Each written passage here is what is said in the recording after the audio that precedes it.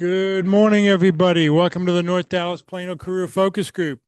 It's Friday, June 12th, 2026. We're very glad you're with us today. Let me turn a few things up a little bit. Here we go. Okay, please note this event is being recorded and will be uploaded to the Career USA YouTube channel to view in the future. By participating in this event, you give consent for your name and picture to appear. Please note that any comments you put in the Zoom chat window will not appear in the recording. Well, good morning, everybody. My name is Jeff Morris. Back in 2007, I took over facilitating and leading the North Dallas Plano Career Focus Group. Back in 2008, I started a website called careerdfw.org. In 2012, I launched a second website, careerusa.org, to help those around the United States. I have written a book called What I've Learned About Your Job Search That You May Not Know. It is available on Amazon. If you see me in person, I have copies with me.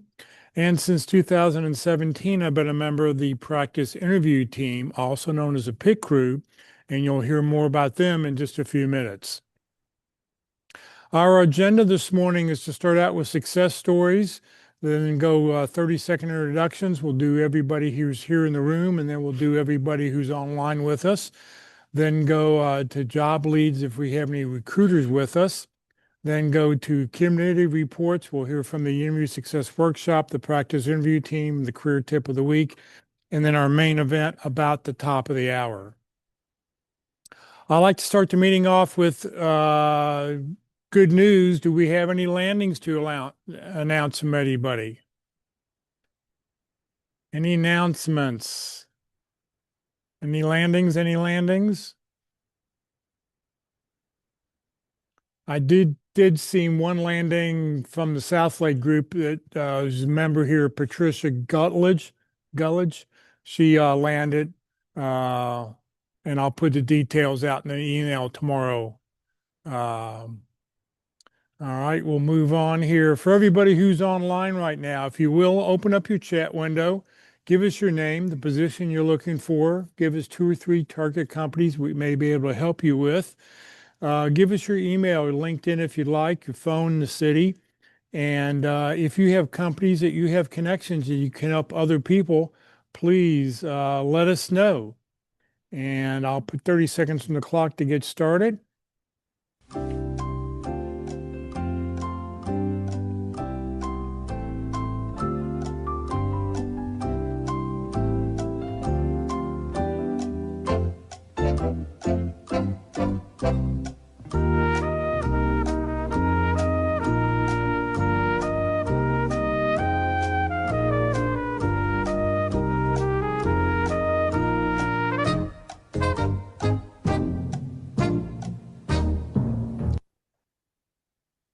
All right. If you're still continue typing away. We'll get all that information out to everybody tomorrow.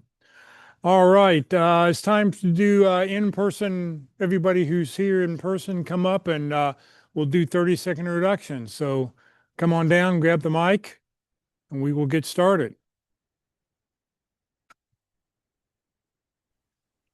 I can start. Hi, my name is Jacqueline Lim. Hold on, Jacqueline, we'll get all everybody who's online in just a minute first. We're going to do everybody who is here in person first. Oh, okay.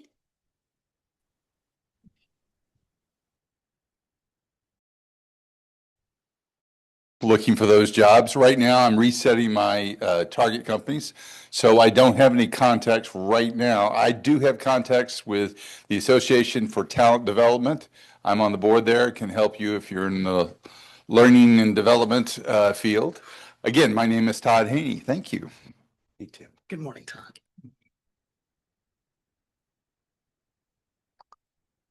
Good morning, y'all. My name is Tim Farrell. I'm an electrical design verification engineer. I write computer programs in hardware description languages that verify that circuit models in a computer are error-free before the big money is spent to commit them to silicon. This week, I'm looking for contacts at NXP, Micron, and Silicon Labs. I have contacts at Raytheon, and my name is Tim Farrell. Thank you. Thank you, sir. Hi, I'm Polly Dunn, a senior administrative assistant transitioning into office manager roles.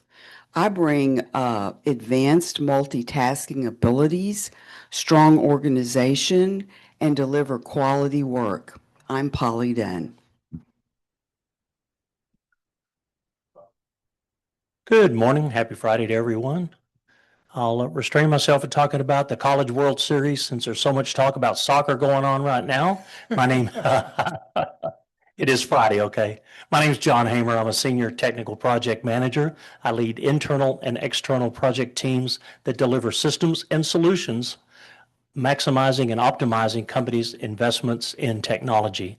My target companies are RTX, Motorola, and I've got contacts at Verizon. It looks like it's picking up just a little bit. They're starting to bring maybe on some contractors again now that they've laid everybody off, but I saw some more layoffs happening there. So best of luck. Let me know if I can help. John Hamer, Technical Project Manager. Thank you, John. Good morning, everyone. My name is Anthony Archery, Senior Retail Operations / Merchandiser. I worked for Walmart for 16 years. I help company build business strategy and get them all executed for sales and profit. Anthony Archery. Thank you. Hi, I'm Kai Martin. Currently looking for account manager roles. I don't have any target companies at the moment because I'm just starting to look for new jobs. And I currently don't have any connected companies, though I can potentially get a connection to Mavich Branding Group. Again, my name is Kai Martin. Thank you. My name is Doug Maxim. I'm looking for opportunities in cybersecurity, third-party risk management, or cybersecurity awareness and training. I need contacts at Lockheed Martin. I have contacts at Raytheon. My name is Doug Maxim. Thank you. Good morning. Deep experience launching consumer brands in food and beverage categories. I identify growth opportunities with the companies, build the strategy, the team, and the commercial plan to make things happen. I have experience with Fortune 500 companies, Dean Foods, 7-Eleven, Kraft Nabisco, as well as smaller privately held companies. And I'm looking for director and above roles in brand marketing here in DFW or remote. And my target company this week would be Foods. Thank you. Anya.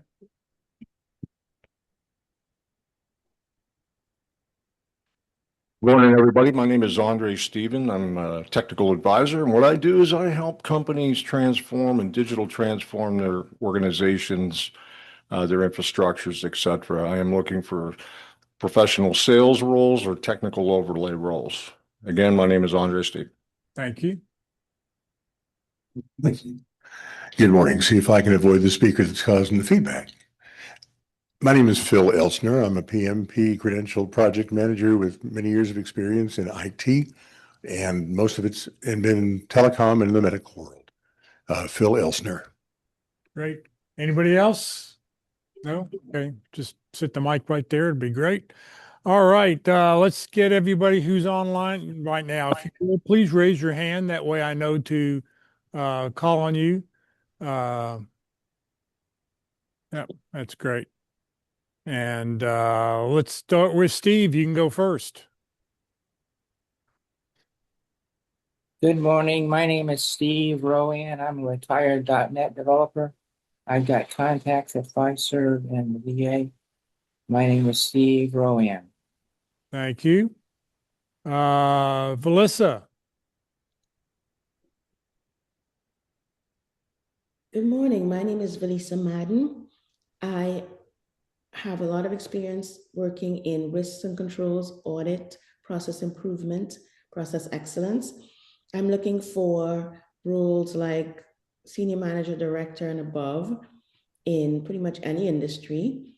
I I'm focused this week on Ruiz Foods as well as Northmark Strategies. I put my information in the chat. Please feel free to connect with me on LinkedIn. More than happy to connect you with anyone in my network if I can. And I have contacts at Grant Thornton and Deloitte. Again, my name is Felisa Madden. Thank you very much. Florence. Morning, everyone. My name is Florence Hogan. I'm a strategic insights and market intelligence leader. I illuminate insights for leadership in complex, fast-changing environments. And my target company today is USAA. So if anyone has any contacts there, I would greatly appreciate it. Again, my name is Florence Hogan. Thank you. Thank you. Kurt. Yes, my name's Kurt Schaffenberg. I'm a senior systems developer and analyst and old over the hill burnout rock and roller. And I'm just getting back in after being retired for about 4 years. I've had code running on 3 continents from most of the period of time from 1997 to now. And I've written multinational credit card processing systems and other things related to finance, sales, and product operations. My name is Kurt Schaffenberg. Thank you. Thank you very much. Mike.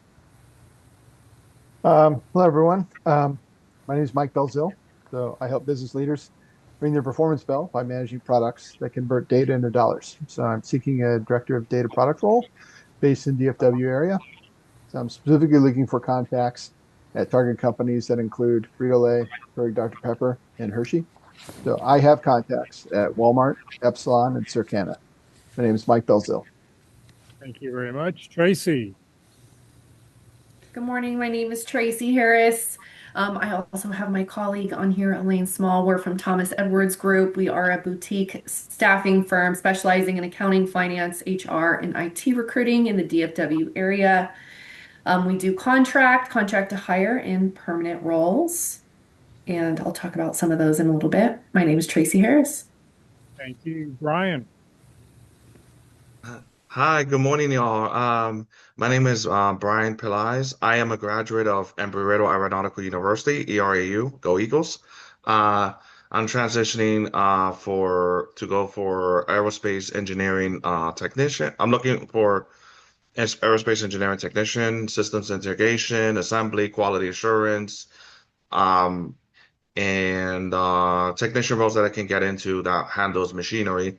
My target companies are Boeing, Lockheed Martin, Northrop Grumman, Raytheon, SpaceX, Blue Origin, Hermes, Firefly Aerospace, aerospace defense companies that handle some of the most powerful, some of the most fastest vehicles on Earth and beyond Earth to other celestial bodies such as the Moon, Mars, and beyond. Example back of me, that's what I want to work on, the Artemis program with NASA Artemis. I have some contacts with some companies I'm talking with, but I'm still searching and so forth. My name is Brian Pillais. Sorry for so long. Thank you very much. Josh. Hi, everybody. My name is Joylyn Harris. I am an insurance claims adjuster who believes behind every claim is a person who deserves to be seen, heard, and valued. I am looking for claims or risk management roles. Some of my target companies are Markel, Markle, Rockstone Agriculture, Platinum Specialty Insurance. Thank you. My name is Joylyn Harris. Thank you. William.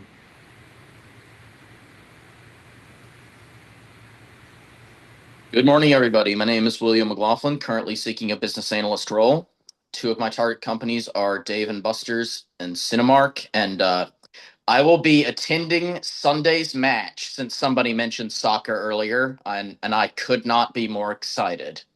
Again, my name is William McLaughlin. I hope everyone has a fantastic weekend. USA all the way. Thank you, Jacqueline. Hi, my name is Jacqueline Lim, and I'm looking for positions of project program manager and innovation leader positions utilizing agile methodologies to deliver IT solutions in the healthcare and fintech spaces. I need contacts at Deloitte because of my tax background, and also with other consulting companies as Proficient, and also healthcare systems such as Baylor Scott and White. And I have contacts at Intermountain Health and at Intuit. And again, my name is Jacqueline Lim. It's good to meet you all.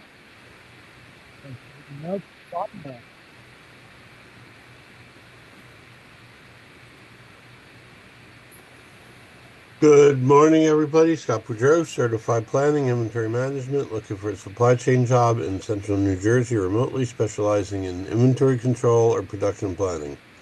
If that's a part number, I can manage it. If it doesn't, I'll create one. Scott Boudreau. Thank you. Rosina. Good morning, everyone, and happy Friday. My name is Rosina Gallman, and I'm your Career Tip of the Week host, so I'll be back shortly. I'm looking for a position as a senior talent acquisition business partner, senior recruiter, HR generalist, or HR specialist position.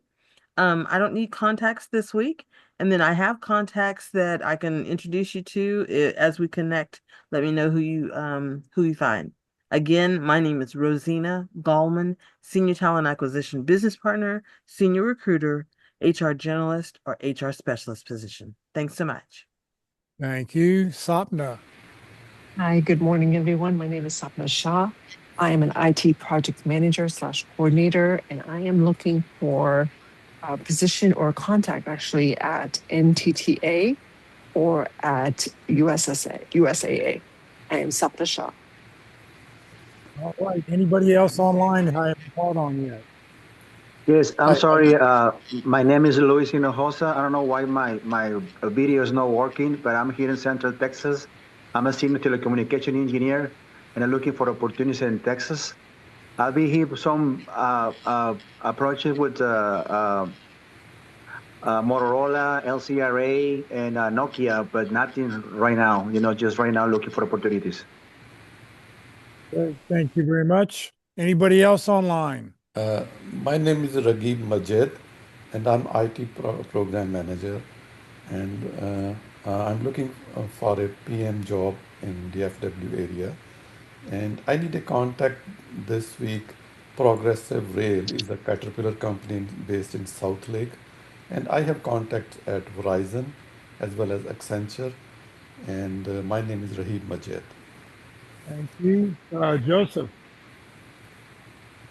Hello, my name is Joseph Johnson, and I was looking for opportunities in the DFW airport, so the DFW Metroplex and transportation, and also any contacts with Costco distribution. I have 20 years in the transportation industry, and any and all contacts would be greatly appreciated. Great. I'm not sure how to pronounce Mr. Gong. Yeah. Hi, everybody. My name is Mojie Gong. Mojie, difficult to pronounce. I'm a senior program or project manager in telecom field. I have managed the service delivery for Taiwan mobile operators to ensure the timely 5G network launch. I'm looking for the similar program or project manager role, hopefully in telecom field. Again, my name is Mojie Gong. Thank you. Thank you. Bill.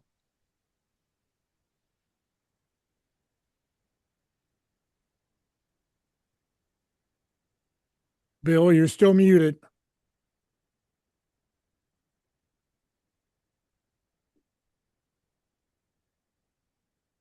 Bill, we can't hear you. There we go. There we go.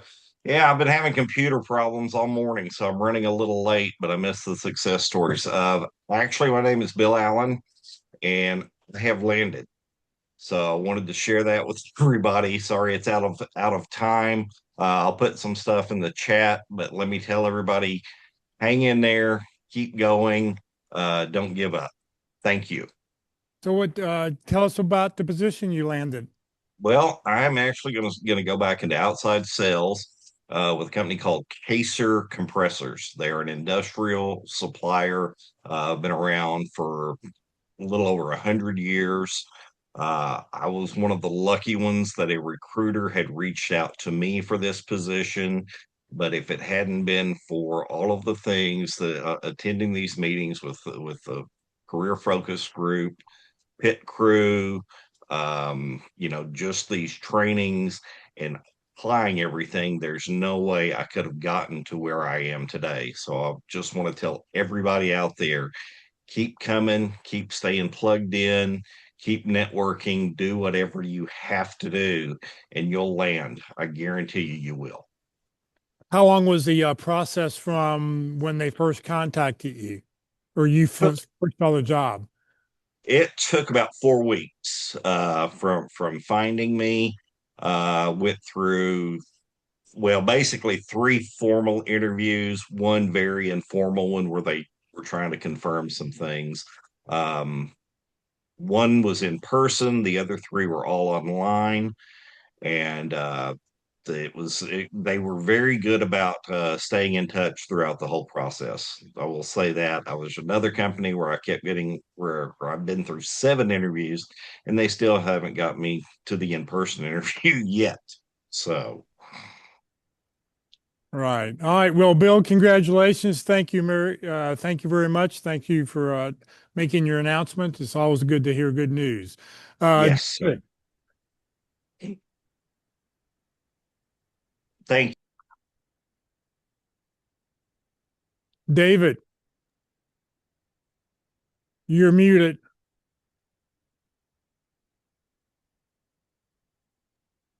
There we go. Nope, still can't hear you.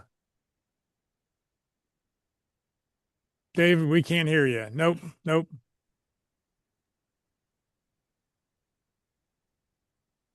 Nope, don't hear you. All right, we'll try again. We'll try again. Anybody else online? Okay, we'll move on here. Tracy, tell us what's going on at Thomas Edwards. Yeah. So we've got some new roles recently, staying pretty busy. Again, heavier on that contract side, but have seen things on the perm side as well. We've got a lot. I know this is like the Plano, Frisco focus group. However, we've got a lot of openings on the Fort Worth side, really seeing an increase there. So on the permanent side, we have an FP&A manager that just came in. We've also got a director of FP&A for another organization. On the Dallas side, we have a contract role for an HR analyst, receptionist, and then on the IT side, we've got some interesting roles. I don't know as much about these as we have a recruiter, Jason, who focuses on these. So some contract roles for a UKG HRIS support, a Teams SME part-time role, which is also a contract role, and a Cisco network engineer and architect on the Fort Worth side. So those are ones I'll highlight today. Great. Thank you very much. If you want to reach out to Tracy, her contact information is in the chat. All right, time to hear from the Interview Success Workshop. I want to thank Walt for filling in for me last week. I got sick 7 o'clock that morning and called Mike's down there. And so here's Walt. Well, good morning, everyone, and welcome to the North Dallas Plano Career Focus Group. So what can you do for me? Well, what you can do for me is to let me help you. And I focus on interviewing skills. Now, I'm retired. I've been in the IT world for many years, back in the days of punch cards and paper tape, for those of you that are that old. But these days, job search is not a trained option. Where do you find it? And so we are so fortunate to have different groups in the Dallas-Fort Worth area that offer that. And why do I focus on interviewing? It's because everything leads to the interview. This is where the rubber meets the road. So we often say the best interviewer gets the job, not necessarily the best qualified person that gets the job. So qualified gets you in the door, but a successful interview gets the job. So what do we do about that? Well, I have it online. It's free. It's a 2-hour session. I have 2 people at a time. You interview each other, and I give you a set of questions when you're the interviewer out of the 12 basic categories of questions. So we're going to look at categories. We're really at the fundamentals. We're going to say, what are our approaches? What kind of options do we have? What's our strategy for that kind of category? So it's really at the fundamentals. And what are we trying to do? Well, we're selling ourselves, and you can see the top line is we sell who we are, what we do, and how we help. So if we can do a good job of demonstrating and selling that, that is a successful interview. Whether they hire us or not, doesn't matter. We've done our side, we've done our job, we've done the best we can.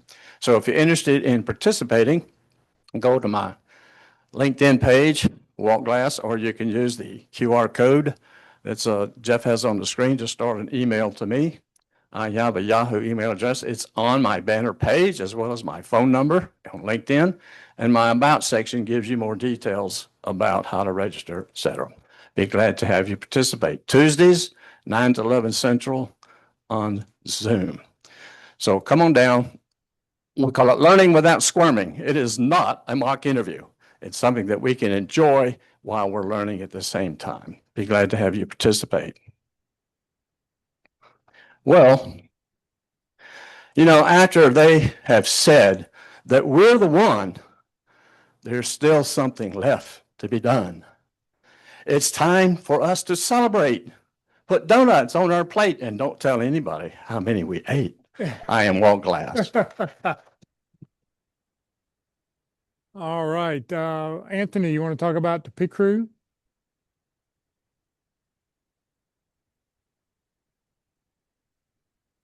Dallas Pet Crew is a great opportunity to learn, grow, and develop your interviewing skill.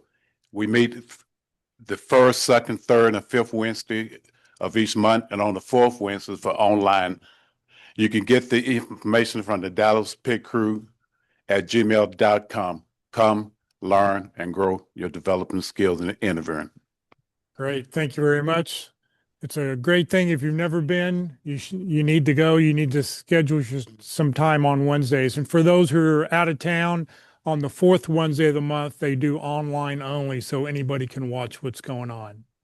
All right, time for the career tip of the week. Good morning again, Rosina. Good morning, Jeff. Good morning, everybody. Ready for the weekend. Rosina? Yes. I'm sorry to interrupt, but I came on the call late. I was going to tell you, I have a contact at Cigna. Ooh, perfect. And who's this speaking? My name is Janet Young. So I've sent you a LinkedIn request. Okay. All right. Well, thank you very much. Sorry. All right. So let's see. Where are we? Oh, excuse me. So with the career tip of the week, or for the career tip of the week, we are, here we go. Okay, so over the past few weeks, we've been exploring AI tools and resources to make your job search efforts more efficient and effective. And so today I bring you an example of how to use Claude to optimize your LinkedIn profile. Also, while you are in job search, make sure you use these AI resources to reconstruct your hiring documents, as well as look for ways to reduce time on regular tasks in your job and industry so that you can land your next opportunity and make an immediate impact to the team, department, and company. So today's career tip of the week is how to optimize your LinkedIn profile, a 7-step system to get hired, followed, and trusted. Now, this is all on a LinkedIn profile by Nishat Jahan, and she calls herself the AI gal, keeping you ahead in the world of AI. So basically, Claude optimized her LinkedIn profile in 15 minutes. No copywriter, no personal branding consultant, no $300 resume service. Just a PDF, one prompt, and extended thinking turned on. Here's the exact process. Step 1, you want to download your LinkedIn profile. So you would go to your LinkedIn profile on the desktop, click more, and then save to the save to PDF. Step 2, you're opening up Claude. Go to Claude.ai, select the Sonnet model, and then turn on extended thinking. Step 3, upload your PDF and use the prompt. The prompt is act as a LinkedIn strategist. Audit this profile, find what's stopping people from hiring, following, or buying this person, and then identify gaps in headline, about, experience, skills. Ask clarifying questions about my goals, then optimize each section using XYZ formula for experience, 3 bullet points per max per role, and then ATS friendly keywords. Step 4, answer Claude's questions. The better your answers, the sharper the output. Step 5, collect your optimized profile. And now it's going to be a stronger headline, a rewritten about section, better experience bullets, and then keywords and skills you were missing. Step 6, refine anything that doesn't fit. This about section is too long, cut it to 5 sentences. That's one of the examples. And then that's it. One follow-up prompt. And then step 7, copy it into LinkedIn. Total time, 15 minutes. AI didn't replace the personal branding work. It removed the part that was stopping people from doing it. Friction is why most people profiles never get updated. It's not laziness. It's not lack of skill. It's just testing the feeling or just the feeling that it's too much to start. So that excuse is gone now. Again, save the post, explore your LinkedIn PDF today, and run the audit this week. 15 minutes, real results, start now. And then she has a bonus in here that says Cyberman is the best place to get tech news, tips, tutorials, and resources. Join today and receive a welcome gift.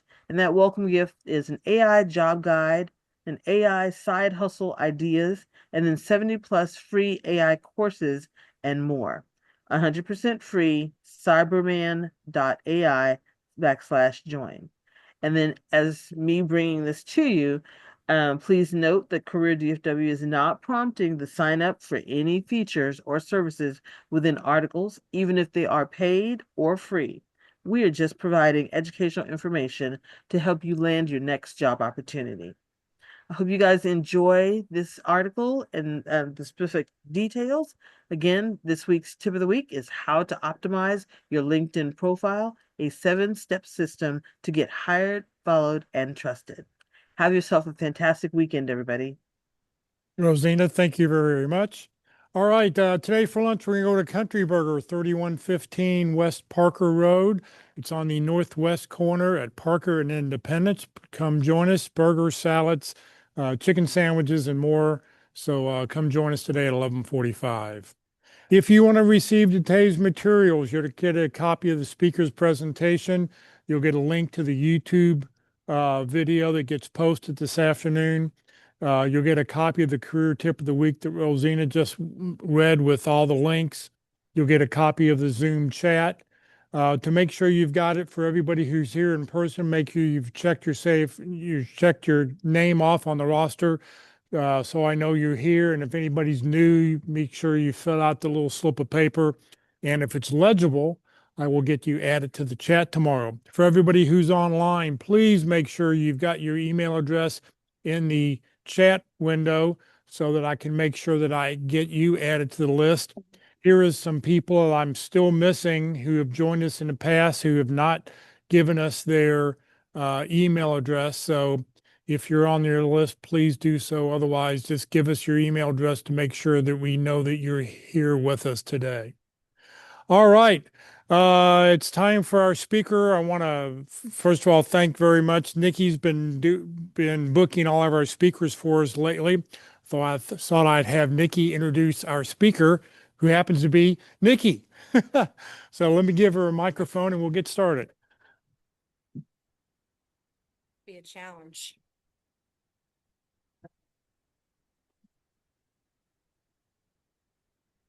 Okay. So I have to introduce today's speaker. Okay. Might be the hardest thing I do today. And some of you are laughing. That might be serious. I am Nikki Duncan, a fractional operations specialist or chief of staff. Company depends on the title, right? And I help companies sort through their chaos to install a sense of calm in their operations. And Jeff is going to give me permission to share. I don't want to unmute me. Hang on.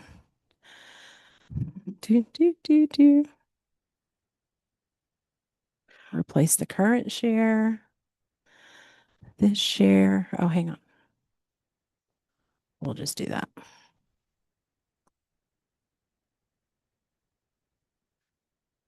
And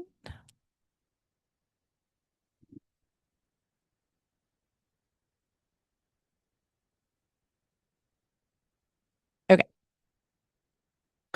So I created a framework based on my experience in operations to help reduce the chaos that is in our lives, right? And it was focused on work, but I have tweaked it a little bit for your job search.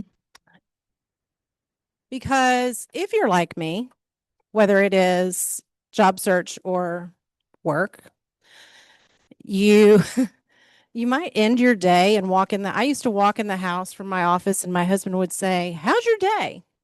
I don't know. It was a day.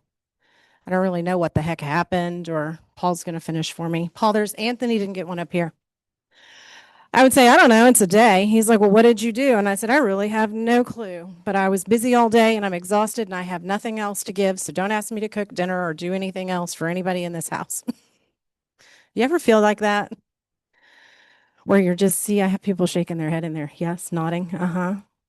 Um, well, when my job ended in 2024, I thought, I'm going to take some time for me. You know what? I did take time for me, but that sense of always doing for everybody else and giving and giving and giving and giving and not taking time for me and being exhausted because the job search is intense, it didn't stop. So today, through the Calm Reset, you're going to learn how to understand why your job search might feel chaotic, diagnose where you're losing your time and energy, build a focused strategy instead of reacting emotionally, create a job search rhythm that will keep you going and help you sustain your energy for as long as it takes, and leave with tools that you can use immediately, not a general idea. Job searching is a full-time job. You just aren't getting paid for it. And that is something that so many people don't understand. I cannot tell you the people that would come to me, "Oh, well, you should try this and you should try that," and da da da da. And these, well-meaning people in my family. I love them dearly. But if one more person told me to go try this new website, to do a video, just go out here and create this new video. People are finding jobs. And I humored them and I checked all of that stuff out, right? Because that's what we do. We're desperate. We need money. We check all that stuff out. One of my sisters was the biggest helper giving me tips. And she kept sending these sites saying, "Oh my gosh, our HR person is finding great people on here." Yeah, she didn't add that those great people are college students looking for internships. And I'm like, yeah, I don't want a non-paid internship. And by the way, I'm not a college student. Well, I was a college student, but I'm not a college age, So that doesn't really work for me. But in our job search, we are trying to learn so many things. How do we beat the ATS system? How do we have a successful interview? How do we network with people? How do we, right? And the job transition takes as much time and energy as a full-time job. The real problem, and Rosina actually touched on some of this in her tip of the week, you're not lazy. You don't lack talent, and you probably don't lack effort. The job search is just chaos, but within that, there are different kinds of chaos that we face in our job search. Before the C.A.L.M reset, you may be applying everywhere, every single job that you find on a job board that remotely fits your skills. You tweak that resume endlessly, you apply, and you hope for the best. You are consuming nonstop advice, even today with me. You feel busy all the time, but you see little progress in what you're doing. You don't feel like you're gaining any traction or getting anywhere. Hopefully today will give you some more clarity. The C.A.L.M reset is designed to help you figure out how to be more strategic in your targeting, how to network more intentionally, how to measure your activity, whether it's activity you've already been doing, activity that's coming. That was one of the things I really had to learn to do, was pay attention to what I was hearing in my job search, because what I was hearing in my job search was really telling me why I wasn't landing the job. Everybody was telling me the same thing. I just had to learn to listen to it. And then you can get some visible momentum. The first step is to classify the chaos. Now, if you're in the room, there is a worksheet, and I am going to, did you put the link in the? I put the worksheet in the chat window, so anybody who's online can download it. So if Jeff you want has it uploaded my immediately. worksheet in the chat window, so you can download it. There's also a QR code in here, so you can download it, and everybody in the room has it. And if you don't want to do any of those things, I have screenshots. So really, I made this really simple. No chaos here, right? So a lot of us think that it's okay to blame, it's the market. The market's tough. The market's tough. You know, that interviewer was rough, or, you know, whatever it is. But not all job challenges are the same. They're not all created equally. I'm still learning how to use a mouse. Okay, here we go. Classifying the chaos in your job search. As I see it, you have 5 primary types of chaos. There's application chaos. You are applying to every job everywhere and hoping something sticks. Visibility chaos. Nobody knows who the heck you are, and so nobody is introducing you to people or doing referrals or recommendations for you. Messaging. You're just not quite getting your message across to prove to people or show people why you're the one they want. Pivot chaos. You're attempting to translate skills maybe from one industry or role to another one. I spent 27 years in franchising. And so I had to learn to stop speaking franchise speak and instead shift it to business speak. I was on a call not too long ago, and there was a gentleman who was recently out of the military, and he was talking military, but you've got to learn to position that to civilian, because us civilians, we don't know what the heck you're talking about. So, you know, there could be some pivot chaos going on for you. And capacity chaos is you're just trying to do everything in the job search. You are trying to make everything perfect all the time. You're overthinking everything. You need your LinkedIn profile perfect and your networking stuff. And you've just got all of these things that you hear you have to do, and you're trying to do it all. And the pace of it is not sustainable. And so you've got to figure out where you're getting caught. Initially, I thought my biggest problem was applications. I was applying everywhere and not getting anywhere. Then I thought it was visibility. Nobody knew me. I couldn't get a recommendation. But in actuality, well, it was kind of all of them. But my real problem was messaging. And I had to get clear on my messaging and who I am and what I do before I could really build those relationships to gain the visibility and get some traction with applications. And in the end, I ended up not getting a job. I started my own business. That's what you might do with data. Businesses misdiagnose chaos.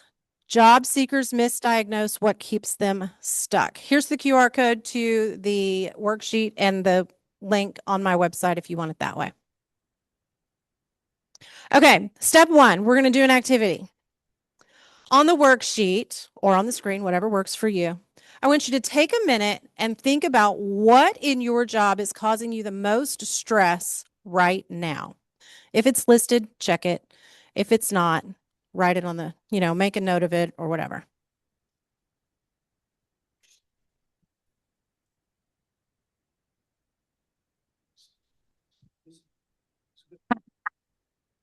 Because I put them in ABC order here. The definitions are wrong. You're right. I'll fix that next time. So application. So capacity is doing too much. Visibility, nobody knows you exist. Oh, I just flipped those two. So just capacity and visibility are flipped. See, this is why I normally have people proofread my slides. I know what it's supposed to say.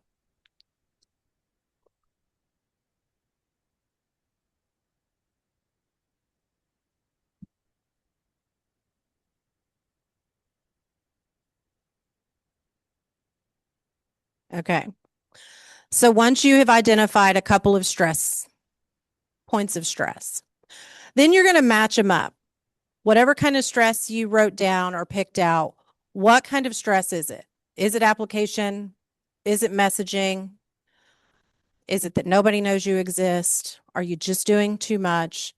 What is your prevailing chaos that is impacting your job search? And then for a reality check, it's like a bonus step. What evidence supports that that is your biggest challenge? If you say that your biggest challenge is messaging, what evidence is there to support that? For me, when I was actively searching, I had earned a PMP certification and I kept getting pinged for project management roles. But every time I went in for the application, it was always the exact same rejection. You're awesome. You'd be a great culture fit. Your accomplishments are undeniable. You don't belong in project management. You belong in operations. And at first, my instinct was, well, why don't you let me make that decision? If I'm so great, give me the job. I'll make that decision. But then I finally heard it for what it was, and I just wasn't communicating my true value properly. And all of these people were seeing something in me that I wasn't seeing. And so I really I took a step back and reassessed and did my own calm reset, if you will, and really got more clear on who I am, who I want to be when I grow up, and all of that stuff. And now I do work in operations. And you know what? It is a lot of fun and it's different. And I still use my PMP certification and all of those skills, but I use them differently. And now when people come to me as a prospective client, they come to me for operations work because I've gotten really clear on that message and what I do. So you've identified your chaos. Now you're going to align it to your priorities. Now, when I'm working with organizations and we're going through the C.A.L.M reset, we are looking at organizational, leadership, and operational priorities. It's a little different in your job search because you don't really have a company and leadership and you're all of it, right? So in the priorities for job search, there are, as I see it, 3 major categories. Your opportunity priorities are all about the job, the characteristics of the opportunity itself. What kind of job are you looking to land? What is important to you in that job? Could be job title, the size of the company, the location of the company. What is important to you? Then you're going to look at your personal priorities. This is where I think a lot of us get in trouble when we're in job search because unemployment's running out. We're starting to get nervous. How are we going to pay our bills? How long can I sustain this? And you forget to focus on you as a person and your life and the need to live it. And you're all about, I just want a job. I just want a job. And you're just looking for any and every job you can find. But you need to take a moment and look at your personal priorities. When I was early in my job search, I went back to school to get my bachelor's degree. So I was looking for jobs that did education reimbursement. That was a big deal for me. And so I was looking for those jobs, didn't find one, but I was looking for them. That was something that I would set a filter in LinkedIn and help narrow down those job searches so that I wasn't just reading any and everything. I got real specific on what I wanted. So know what your personal priorities are. And the third priority is the activity priority. This would be the operational layer of priorities. And these are the activities that are actually going to create momentum in your job search, whether it's networking, applying, building relationships. I'm not going to read the list. You guys are big people. You can read, I hope. So know your activities, and this is going to kind of go into where you're spending your time and where your energy is going. So the second activity on the spreadsheet or the worksheet is to determine what matters to you. Then determine the action or the activity that supports it. So on your worksheet, you've got 3 columns. I would encourage you to pick 3 to 5 opportunity priorities, 3 to 5 things for the job that is important to you. Then move over to the right a little bit and pick 3 personal priorities that are really important to you. And then you'll pick the activities that support that. When I was searching, the personal priorities column was a really big deal to me. I needed flexibility. Now I really need flexibility to be at home. I need to be able to pick up and leave the office and go help take care of my mom and do some other stuff. And, so if that's one of the things that's going on in your life, then ideally you would find a job that's going to support that, right? So take a minute and look at your priorities. And then you're going to look at where those priorities conflict and where they support each other. Does that make sense?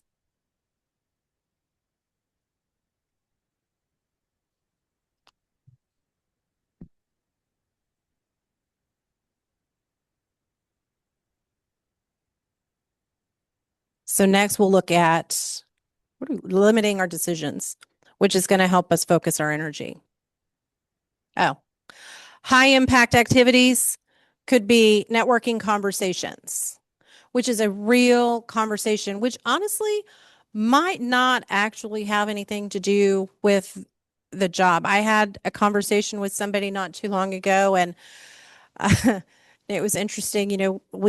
We bonded over the fact that she's been divorced. My daughter's getting divorced. She's got 6 kids. I have 2 kids. I see yet Todd's eyebrows just like, I'm like, whoa, 6 kids, divorced, 6 kids, single mom. I can't even imagine. But there are some parallels there, right? And there was a lot of talk in here this morning about baseball. You know what? That's a great way to bond with somebody and connect with somebody. So how you're using those conversations and LinkedIn visibility, if you're going to create content, how to make sure your message is clear on your content. That's a different workshop. Targeting your applications. We talked a little bit about that. Interview prep. Hey, we've got Walt Glass and his interview workshop and the Pit Crew. They're awesome. If you've not done them, do them. And relationship building. And anytime you're having those conversations and someone has introduced you to somebody, I have people come to me and say, can you introduce me to Todd at XYZ Incorporated? And then I introduce them to Todd and they have a conversation. And then that same person comes back to me and says, now can you introduce me to anybody else at XYZ Conversation? Dude, I knew Todd. I introduced you to Todd. When you were talking to Todd, why didn't you ask? Is there anybody else in the company that I should talk to? So learn how to use those. And it's not natural for most people. I get it. But when somebody has introduced you into the company, use that as an opportunity to say, who else might I talk to? Who else do you know who has this interest? Who do you know that works in the IT department? And, same thing, if you're asking for a connection into a major company, like a big company that's got 8,000 people or however many, you might have to get more specific. And instead of saying, can I have a contact at JP Morgan Chase? Do you have a contact in the new AI division of JP Morgan Chase? Do you have a contact in operations at JP Morgan? Do you have a contact in recruiting? Get specific in where you want to get that contact with, because otherwise you may just be talking to some lower level somebody in the company, which is not necessarily bad. They can tell you about the company and what it's like to work there, and they might know somebody. But if it's a giant company, they're not necessarily going to be able to connect you to where you really want to go, if that makes sense. John.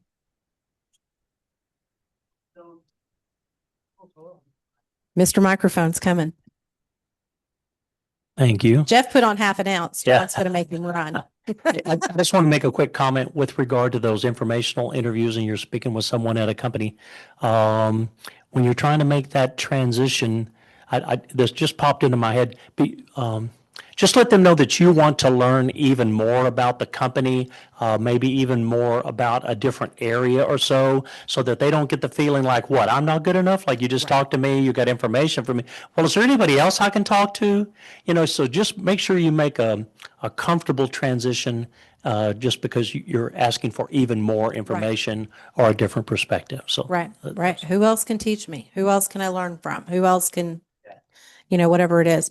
I was actually approached one time for a chief of staff role at JP Morgan Chase. A recruiter reached out to me. And I have a friend who was working at JP Morgan at the time, and I reached out to her and said, hey, what do you know about this guy that I'll be interviewing with? And she says, boy, that's kind of a tall reach. I said, what do you mean? She says, dude, he's like the third person down in the major organizational hierarchy. He's like a super big wig, and there's no way I would ever know him. She says, here's what I can tell you about what his people on his team say. And he was running a brand new AI, I don't remember if it's Cosmos, I don't know, something. He was running a brand new team that was all about how they're going to implement AI into the banking stuff at JP Morgan. And she says, well, what you really need to find is people who work on his team. And, and she kept looking and she's like, I don't know any of them. I can't connect you. But, if she can connect you to somebody who can connect you to somebody knows somebody. And so if you know where you're trying to get, then try to, learn everything you can. And it was a brand new team. What can I know about it? So that when I do sit down with an interview with this guy, I have a different insight than just what AI told me, if possible. But those are going to be some high impact activities. Low impact activities is sitting on LinkedIn and refreshing that job board all day, or changing the numbers in the URL. Please don't ask me how to do that. But changing the number in the URL to make it show only the jobs posted in the last hour. I don't remember the magic number. Perfecting your resume and obsessing over and over and over about your resume. Once you've got it set, you need a good resume. But once you've got it set, move on. Have a master resume. Update it for each individual job slightly. But you shouldn't be spending an hour to 2 hours per job application on a resume. Applying to anything and everything, comparing yourself to others. Y'all don't do that. Everybody's job search is different, and reading another 500 tips. Those are all low impact activities. You want those high impact activities. Next up, we're going to look at how to limit our decisions. In the corporate world, it's all about what gets escalated to leadership and what doesn't. But in our job search, we need to stop measuring. Okay, definitely still measure, but don't just measure how many applications you've submitted. But when you're measuring the applications you've submitted, measure the data behind it. For example, I had a spreadsheet, as OCD, project management, operations management people tend to do. I had a spreadsheet and I tracked every single application. when I applied, where I applied, who I applied to, what the job title was, the salary, anything and everything, the job description. It's all in one massive Excel file for me. I applied to 336 jobs and at 314 different companies. There's no strategy there. And that's a huge piece of data. Sure, I had numbers and I was applying to stuff. I certainly hit my 5 applications a week for unemployment. But that was the only strategy. If that was the only strategy, then what am I actually gaining?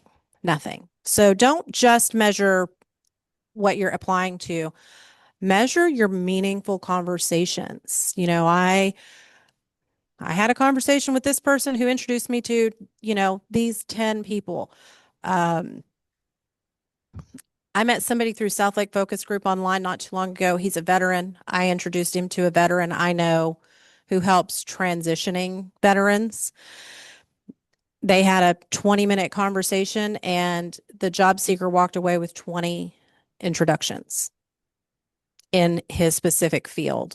And the guy I introduced him to is walking him through the transition process of becoming a civilian.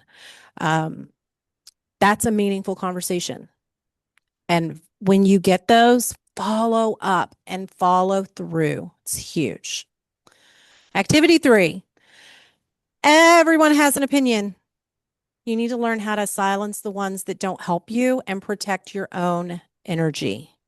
I used to tell people all the time in my last job, I'll take that under advisement. Can you not hear me? He's plugging his ears. He doesn't want to hear. I got it. I used to tell people, they'd be like, hey, we need to do da da da da. I will take that under advisement. And then I would just keep right on going.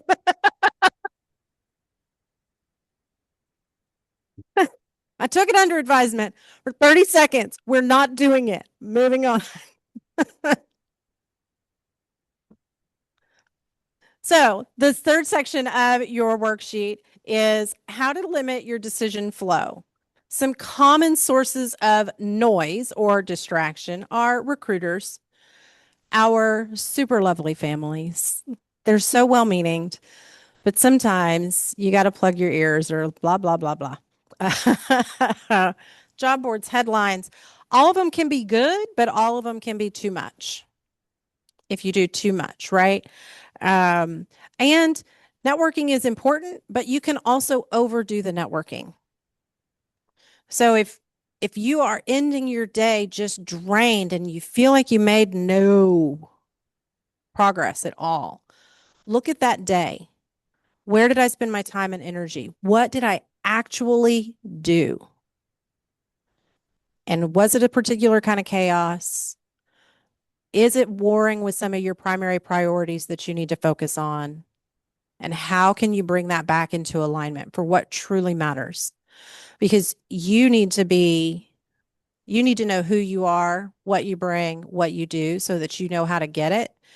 And you need to not burn yourself out in the job search, because if you do, then when you land your job, you're going to be worthless to them. Got a little disco going on. Know what decisions to make, or start identifying which decisions to make to limit what you're doing. What job should I apply for? That's really going to slow down how many applications you're doing, but your applications are going to be more targeted. Should I rewrite my resume? Again, probably not. Maybe. I don't know. If you've already had it go through, the resume reviews and resume coaches or whoever a million times, it might be time to stop tweaking that thing. Especially if you're getting interviews. If your resume is getting you the interview and showing your skills, then it's time to move on. If you're submitting interviews or resumes and getting introductions and you still can't get an interview, there's something deeper to look at there. But again, that's more data, right? Should I take a class to upskill? Which one? What networking event should I go to? You should go to the networking event that gives you the most value and fills you up the most, where you leave feeling lighter, not heavier and more down on yourself. And should I post on LinkedIn? You know what? I post content on LinkedIn. It is up to you if you do or not. If you do, do it right. If you're not going to do it right, don't do it. And by right, I do mean consistently too. If you're not going to do it consistently, don't do it.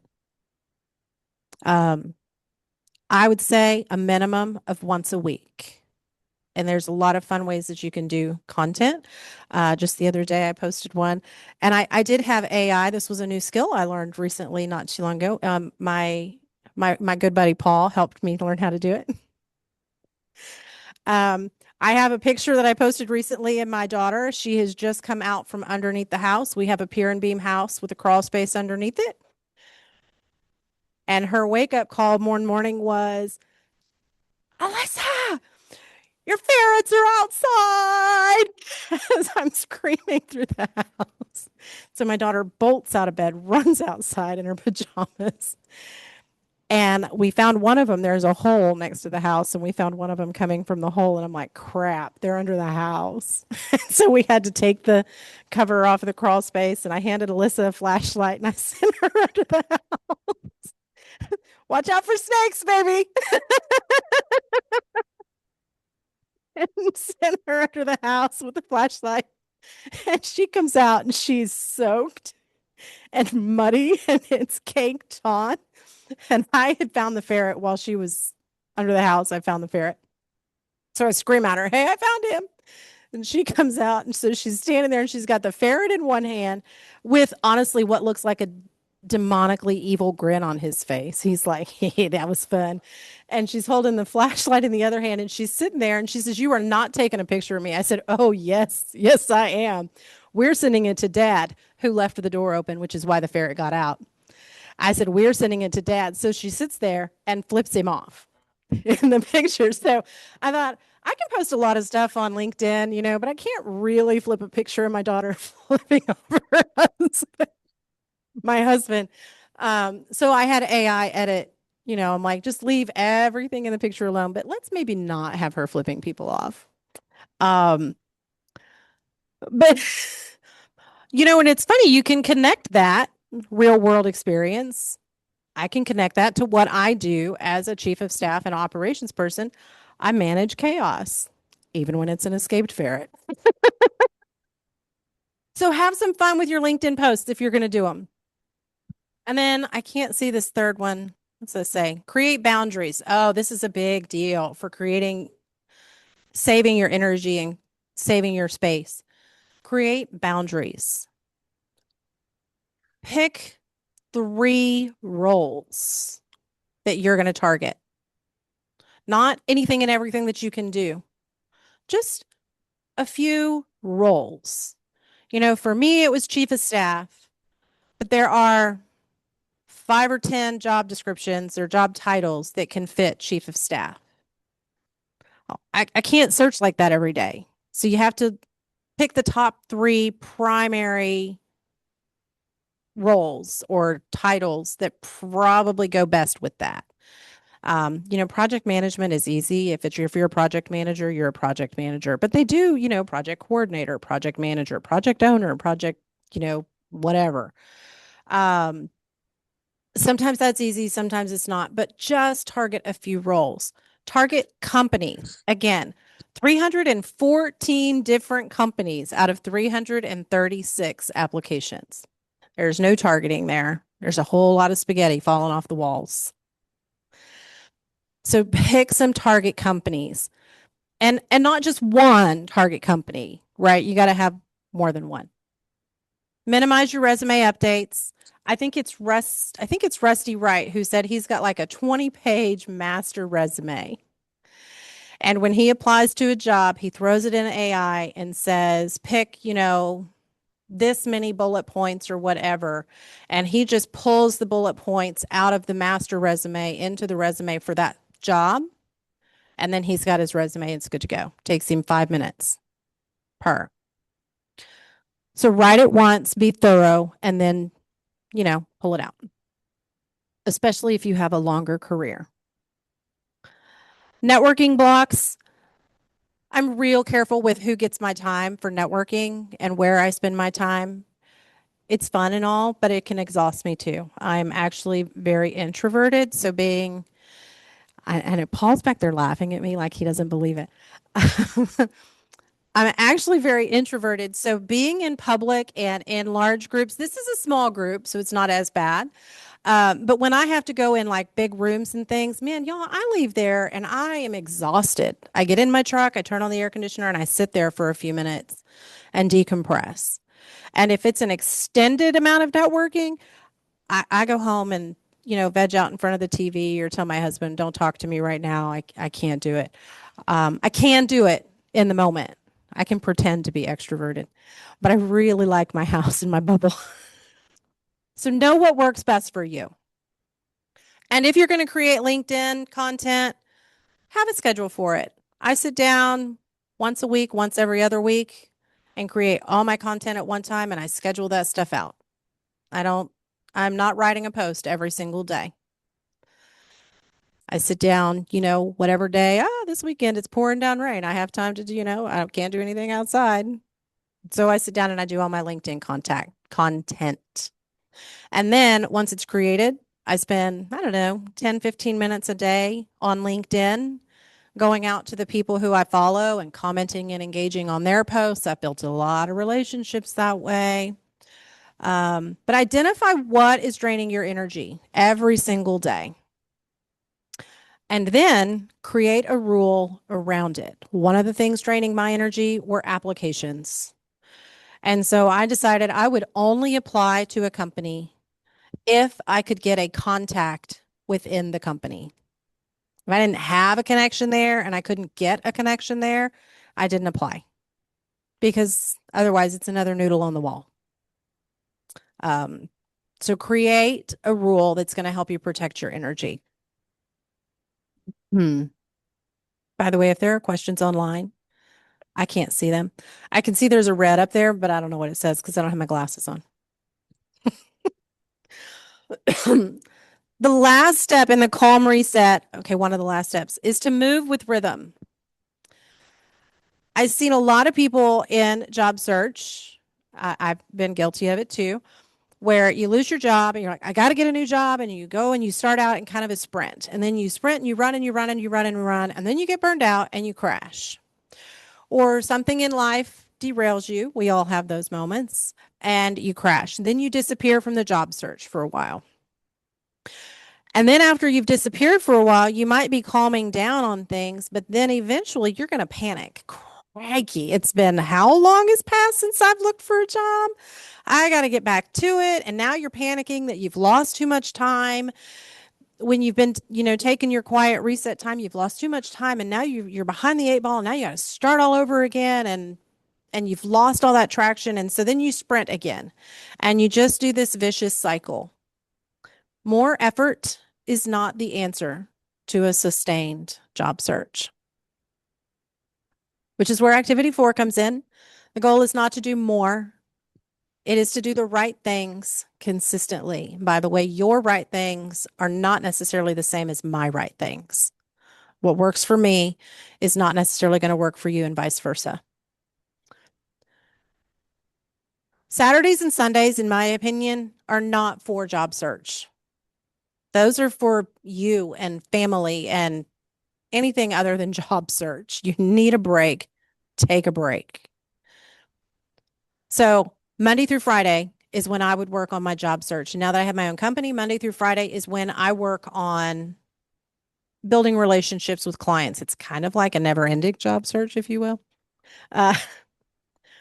So, Mondays when I was in search, I would look for applications. What new applications or what new jobs have been posted that fit my parameters? And I would do my applications on Monday. Tuesday is when I would book all of my networking meetings and just get them all done in one day, right?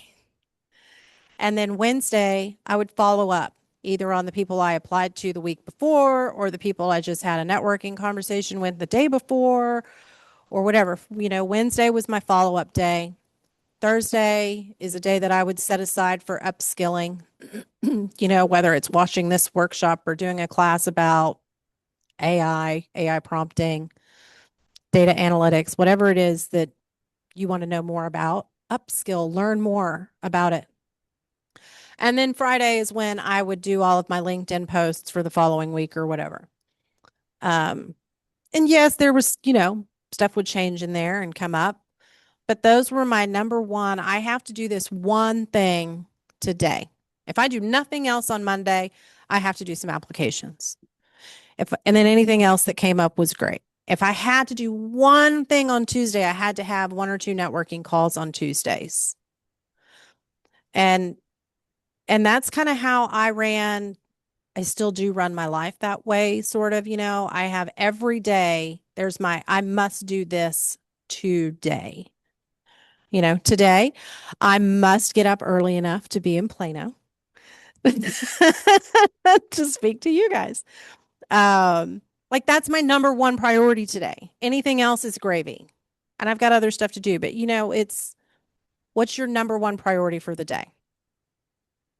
Pick your 3 most important actions that you're going to take this week. And whatever those actions are, whether it is, if you are at the resume revision stage, if you are going to work on your LinkedIn profile, like Rosina's tips suggested. And now that it's Friday, I would say your 3 most important tips for next week. But pick your 3 most important actions. Maybe your 3 most important actions for the rest of this week is to take some time off. If it's not pouring down rain, go outside, go for a walk. If you need to chase a ferret, call me. I'll turn one loose. I might even tell you where he hides now that I know. Do I have a dog for that? When my daughter came out from underneath the house with the dog in tow, she looked at him and said, Dewey, you need to work on your tracking skills because you were on the wrong side of the property, friend. So yeah, my dog failed miserably. Now in the house, he's all over that. But outside, he was like, I'm going to go under the house and play with Alyssa. Yeah. The goal is sustainable momentum. It is not to run a crazy race every day for your job search. Find a pace that you can sustain. And do not let anyone tell you that your pace that's right for you is not good enough because they're not you. You might have figured out I'm a little bit stubborn sometimes.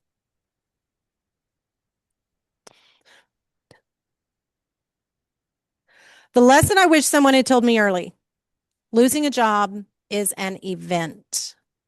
Losing confidence in yourself, which is easy to do in job search, is a choice.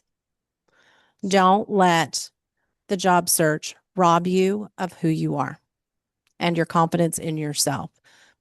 I talk to people all the time who are down on themselves. I'm not good enough. I was doing it. I'm not good enough. Why can't I get a stupid job? It's not about you. It's all about them. I mean, part of it's about us and we have to be able to communicate it to them. But at the end of the day, if you can walk out of an interview or a meeting and go, you know what? I'm happy with what I did there. I couldn't have done anything. I couldn't have left. I couldn't have done more to make it better. Having that confidence in yourself is a choice. My daughter, the one that I just sent under the house the other day to catch a ferret, she used to ride competitive horses. She did dressage. She used to have panic attacks and anxiety attacks, and she was always down on herself, and she didn't think she was good enough, and I don't know why I'm doing this, and I'm garbage, and da-da-da. And she could just really, really get down on herself. And one of her last rides before she retired her horse and got married and moved away, one of her last rides, she came out of that show ring with the biggest smile on her face. And I said, what's going on up here? And she says, you know what? I nailed that. I don't care what the score is. I nailed that.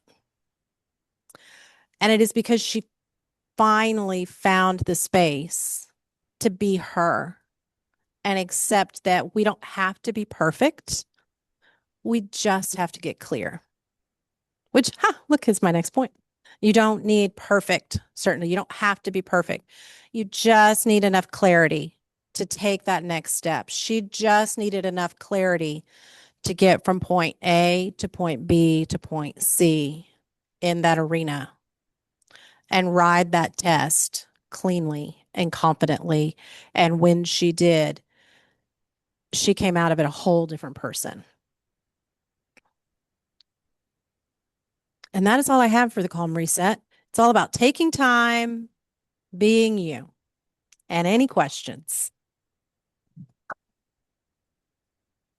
Questions for anybody? Questions. Tim's got questions.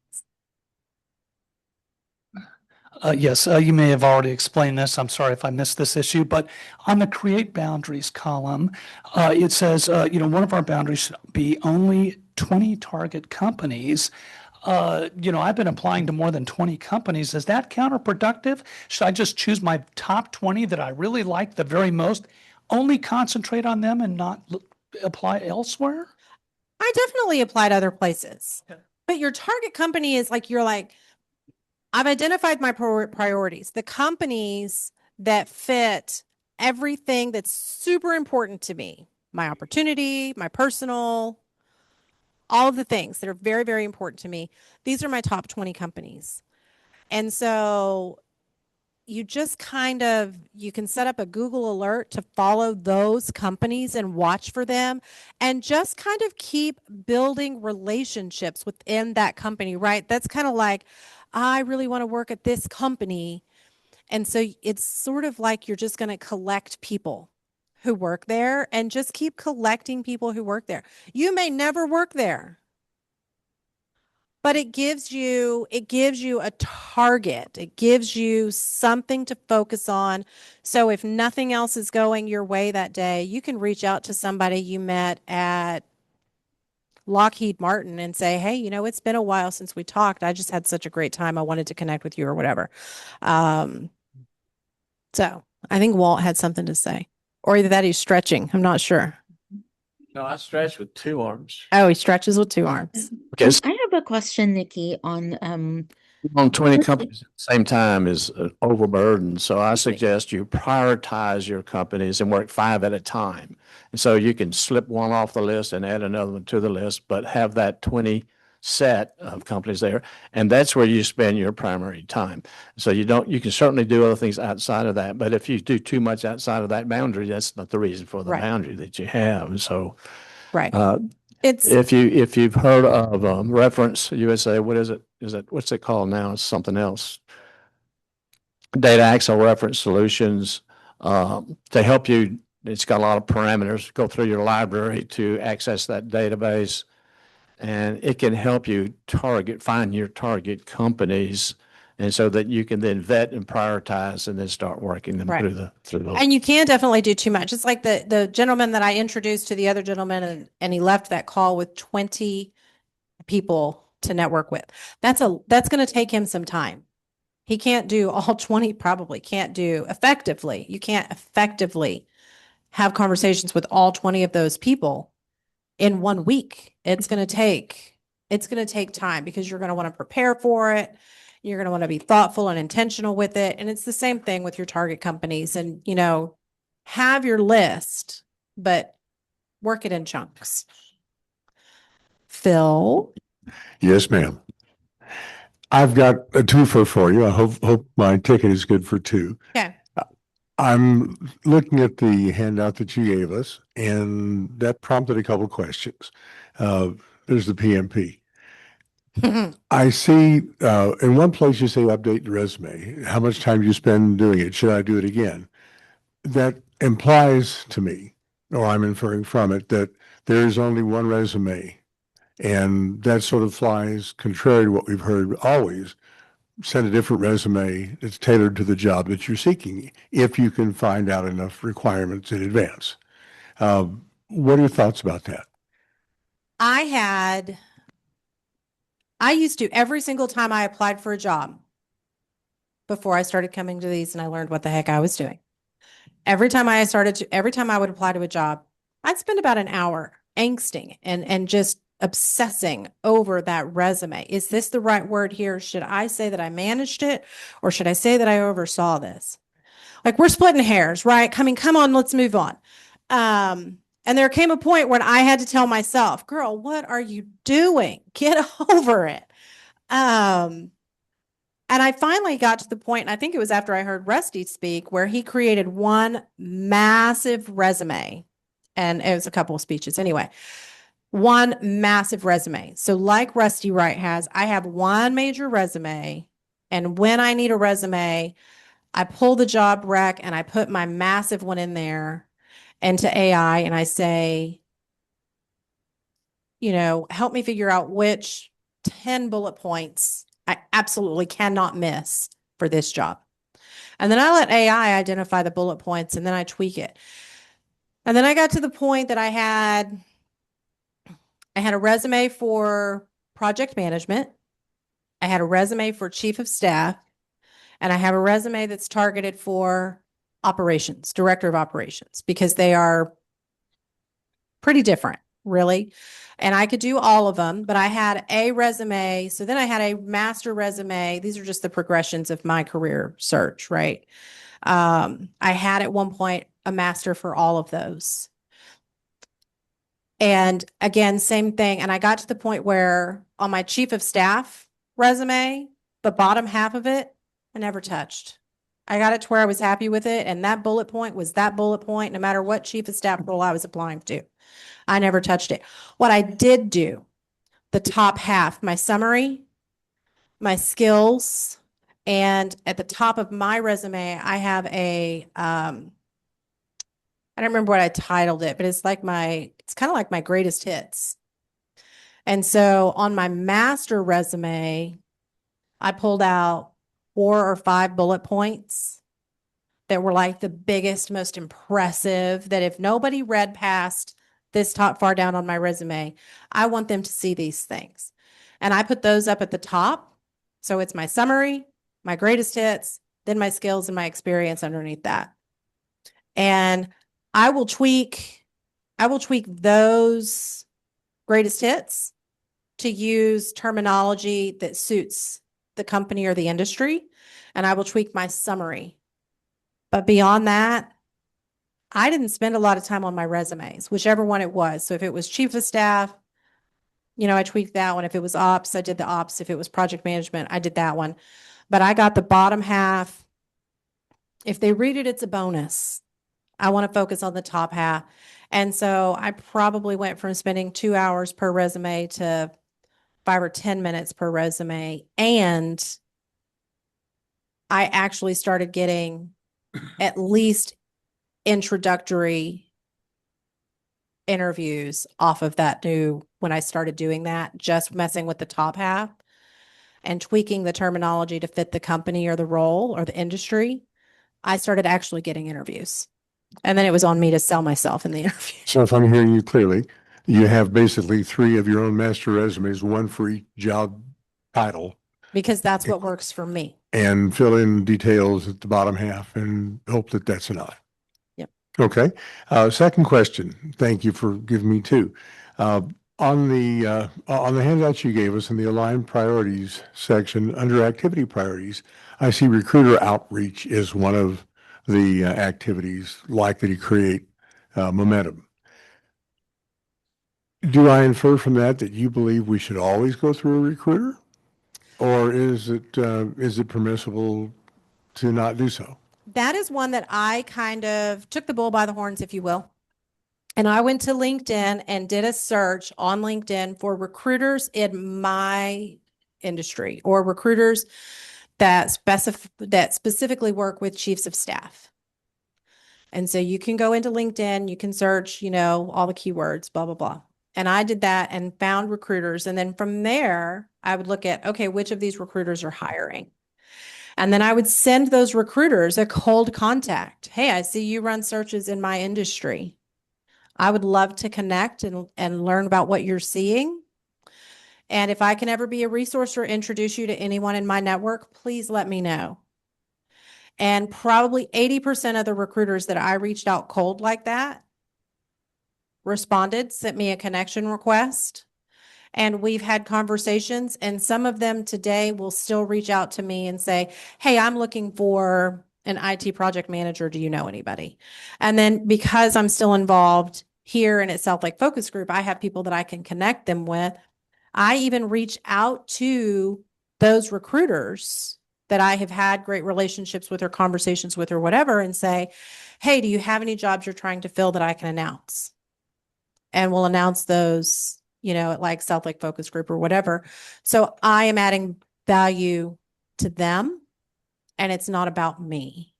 And eventually somebody will think about you positively that way. Walt's got his hand up and Jacqueline's got her hand up online. Let's go with Jacqueline online. Jacqueline online. No, okay. She's working on getting unmuted.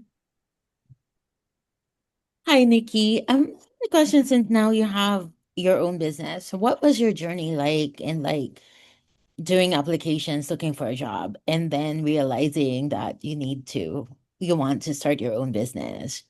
What was my journey and how did I quit searching for a job? Eventually after about the 10th person that I interviewed with, even all the way up to the number 3 or 4 guy at JP Morgan Chase, they all said, you're awesome. You're super great. You could knock this job out of the park. You really should have your own business. I mean, they boldly told me, you really should have your own business. You should be doing this for clients. You shouldn't just belong to one company. You should be helping other companies. And at some point I was like, why am I not doing this? All these people are rejecting me for jobs because I need to be doing it somewhere else. And I've already done it somewhere else. I helped my husband start his business. I was helping a general contractor with his business, and for crying out loud, I'd spent 27 years helping people leave corporate America to start their own businesses. So I'd already been doing this. So it just kind of was like one of those light bulb moments when I finally stopped. I stopped running long enough to listen. And I had a lot of people. I see you being a great chief of staff to yourself. I see you being a great whatever to yourself. Your own. And so there's data there. Whatever is happening in your search, whether it's no interviews or you're getting the interviews, but you're not getting the job, or you're not making it all the way through, or you're making it all the way through to the final, but you're not getting that last job.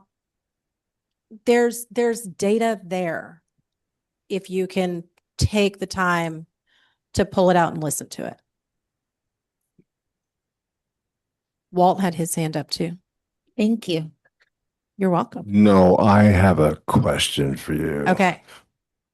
I now know where I met you from. I was in your room at the South Lake Focus Group. Online. You had to be online then. Absolutely. Yep. I'm fighting an uphill battle. Okay. There's a part of me that can't stand corporations, can't stand the leadership. They're weak. They're trying to normalize something that shouldn't be normalized across all industries. It's disgusting. And I'm trying to remain positive. What do you do? What do you do? Oh, and by the way, LinkedIn, nausea. I like LinkedIn, but I've met some super awesome people through LinkedIn. And, you talk about how you're tired of corporate America because of leadership. And I'm going to give you, in my opinion, thank you, a super great podcast where you might actually find some potentially awesome companies that are corporate America to target. It is called Lead the Team. He's a top 2%, top 1.5% or top 2% podcast on LinkedIn. And he interviews the CEOs of top big time companies. And I have yet to hear one that wasn't breaking all the rules that you just said, and that they sound like awesome people doing their best for the team. And they are all very much team and leadership focused. And I have found some great companies to follow on his podcast. So last point. How do you stay positive? No. Oh. Last point is you're being yanked in 55 different directions. Do this. No, do this. No, do this. No, I'm not doing any of it. I'm confident in my abilities, confident in what I've achieved, and I'm not bending or getting into the normalized bell curve of the corporation to accept it. Yes, I might be living in the street before I know it. But that goes with knowing your priorities and aligning them to your priorities. When I was searching, I had somebody tell me, he said, Nikki, you are only looking for remote, 100% remote jobs. Do you know how many opportunities you're leaving on the table? I said, I do, but remote is important to me because of the needs of my family. It's a big deal. I have to be remote. So you have to know what's right for you. You're the only one who can decide. I can give you my opinion all day long. Feel free to tell me it's garbage and it doesn't work for you. And I'm not saying that that's what you're saying, by the way. I'm not. I don't get that feeling from you. But take what works and use it. Put the rest of it in the trash. And I say that for anything you hear along the way. Take what works for you. Walt's got the mic. Yeah, I want to go back to the more than one opportunity that you're chasing. It's almost a given that everybody will go look at our LinkedIn profile. How do we adjust what our LinkedIn profile says versus what our resume says when we have 3 different jobs? I don't think you can. And I say that having been in that journey where I searched for the 3 different roles, it didn't work for me. I had to pick one. I had to pick a lane, and I had to say, you know what, this is my lane. This is what I want to do. And then I had to customize my profile and my resume, and I had to see, this is the resume I'm working off of. And then I made my resume match and expand on that. And I had to get really clear with that. And once I did, and I picked my lane and said, this is where I'm going to be, then I can't tell you how many opportunities come to me that I never searched for. I have all kinds of people every single day.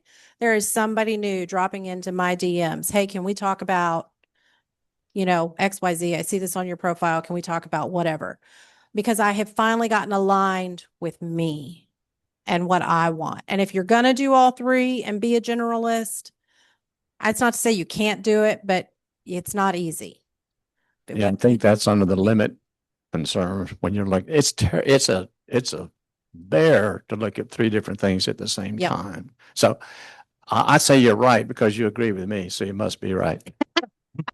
My idea is job A, set a date. It says I'm going to chase job A. Yep. That doesn't work. And I set a date. Now I change everything to job B. And but put a time frame or something on it. Give yourself some time to do that. I like that. And so you can still chase those 3. Yeah. And when you network, you can still network with people for all 3 roles while you're not having to match what's going on your LinkedIn profile. Right. You say, I'm still looking at information about, and maybe I want to do something about, and I want to pursue that kind of role. And so you can do that as well. So you can still do some work, but that's going to take away from the time that you want to spend on job A if you still want to start working on those other 3 things. Well, and if you're working on multiple jobs, I think the only way to really do it is maybe get away from the title, project manager, chief of staff, operations specialist, or whatever. And yeah, you have to have certain titles in LinkedIn for the algorithm to find you, yada, yada, blah, blah, blah. But I think if you're just stuck on, but I do all of these things and I want to explore all of these options, then you have to get deeper into who you are and what is the one thing I bring. And this is a different presentation. What is the one thing I bring to every table and every room that I walk into? What is unique to me that I do no matter what? And y'all, I tame chaos.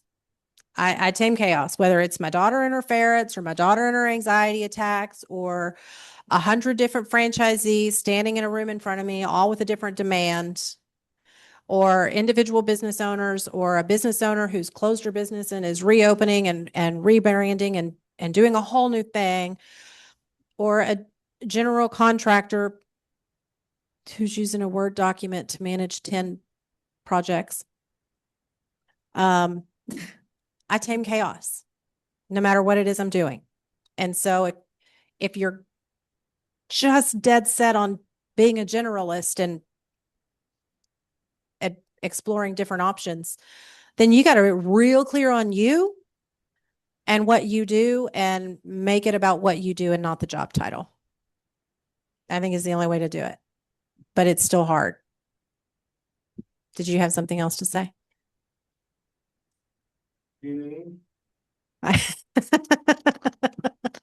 Any other questions from anybody? Anybody? Anybody online?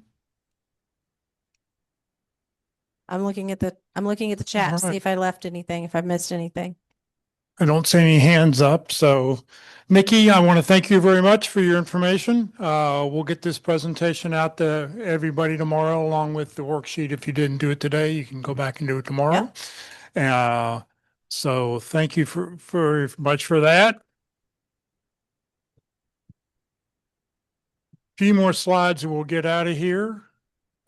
Next Friday, Bob Sager will be with us. This may be the correct Bob or may not be because there are several of them on LinkedIn, but this guy seemed to be the closest to the title that the next week's presentation is, using scientific creative thinking approaches in job search. So join us next Friday and see if this Bob shows up. I can tell you that's the Bob because he's a personal friend of mine. Oh, okay. And he's amazing. You guys will love him. Okay. So I picked the right one. Very good. All right, let's see here. This video will get uploaded to the Career USA YouTube channel. I think I looked a couple days ago. There's 762 different videos up there right now. Click on playlist. Every video I post goes into one of 7 different playlists. And then go down in the lower right-hand corner where you see, the lower left-hand corner where you see View Full Playlist. And when you click on that, up will come a list of all the different speakers that we've had. And you can go back and watch any video you want at your convenience. Just know that all the North Dallas videos, the speakers start about 30 minutes into the presentation. Next Tuesday, for LinkedIn Tuesday, Ruth Lipsky will be with us to talk about back to basics, making LinkedIn work for you. Ruth works for Lee Heck Harrison. She works with job seekers on a daily basis, so she'll be with us next week.